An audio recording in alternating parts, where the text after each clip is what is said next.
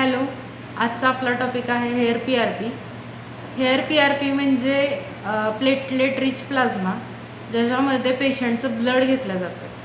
आता पेशंट आपल्याकडे येतो आणि डिरेक्ट सांगतो की मला हेअर PRP करायची आहे, पण मुळामध्ये त्याच्या हेअर PRP जेव्हा आपण करतो तेव्हा आपण पेशंटचं ब्लड घेतो आणि त्याच्यामध्ये जर डेफिशियन्सी असेल तर ह्याचा 0 रिझल्ट्स येतात. तुम्ही जेव्हा ट्रीटमेंट घेता तेव्हा फर्स्ट तुम्हाला 1-2 महिने रिझल्ट दिसतात आणि त्याच्यानंतर परत हेअरफॉल चालू होतो. हे कशामुळे? तर तुमच्या ब्लडमध्ये असलेल्या डेफिशियन्सीजमुळे. त्याच्यासाठी तुम्हाला ते डेफिशियन्सीज आधी क्लिअर करावे लागणार आहेत आणि त्याच्यानंतर ॲक्च्युअल प्रोसिजर करावी लागेल. हेअर PRPला आपण 0 केमिकल यूज करतो. आपण फक्त तुमचं ब्लड यूज करतो, पेशंटचं ब्लड यूज केलं जातं आणि त्याच्यानंतर ते इंजेक्ट केलं जातं. इंजेक्ट करताना आपण पहिल्यांदा ॲनेस्थेशिया, लोकल ॲनेस्थेशिया स्प्रेनी दिला जातो स्काल्पला. आता हे PRP आपण कोणाकोणाला देणार आहे? ज्यांना डॅन्ड्रफ आहे, ज्यांना हेअरफॉल होतो आहे, हेअर लॉस आहे, थिनिंग हेअर आहे, केसांना बिलकुल त्यांचे जे फॉलिकल्स आहेत ते मजबूत नाही आहेत, त्यांच्यासाठी हे PRP केलं जातं.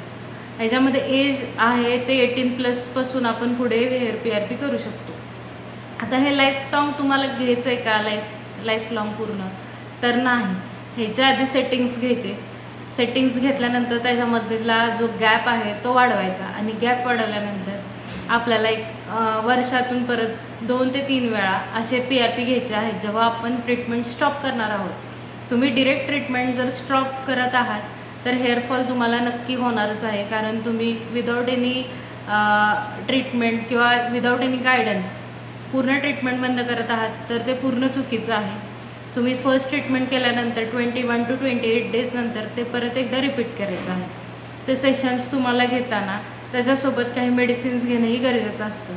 इन केस जर कोणाला फीवर येत असेल किंवा नॉशिया होत असेल किंवा हेडेक होत असेल तर हे सगळे कंप्लेंट्स तुम्ही मेन्शन करणं पण गरजेचं आहे, जेणेकरून आपल्याला ह्याच्यासोबत मेडिसिन्स पण दिले जातील PRP सोबत. हे PRP is not a harmful treatment, it is painless treatment.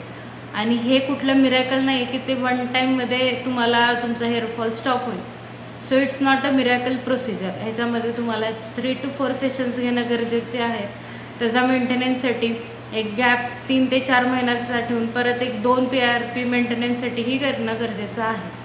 ह्याच्यामध्ये ॲडव्हान्स ट्रीटमेंट पण आहे ज्याच्यामध्ये ग्रोथ फॅक्टर इन्व्हॉल्व असतो, त्याला म्हणतात GFC. सेम प्रोसिजर आहे. तुमचं ब्लड घेतलं जातं. ब्लड तुमचं 10 cc to 15 cc पर्यंत घेतलं जातं. त्याच्यामुळे तुमचं ब्लड लेवल पण कमी असलं पाहिजे.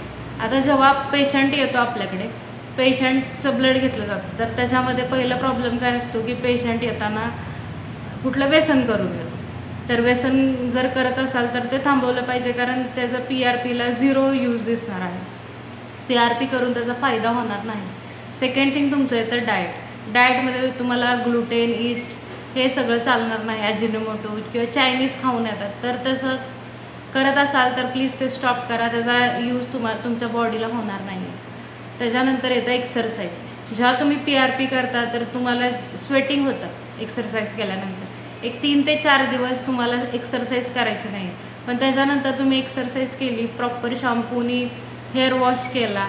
एक बेस्ट शॅम्पू असतात मार्केटमध्ये. आता इन्स्टा असेल, सोशल मीडियाला अनेक साईट आहेत, त्याच्यामध्ये बाय 1 गेट 1 दिसतं. तर लोक काय करतात की तिथून ते परचेस करतात. जे म्हणजे तुमच्या स्किनला तुम्ही जे काय सूट होतं ते लक्षात न घेता तुम्हाला जे ऑफर दिली जाते त्याच्यावरून तुम्ही ते ऑनलाईन ऑर्डर करून ते यूज करता. सो तसं करू नका. प्रॉपर कन्सल्टेशन घ्या. तुमच्या स्काल्पला नेमकं काय यूज केलं पाहिजे त्याची माहिती घ्या आणि त्याच्यानंतर ट्रीटमेंट घ्या.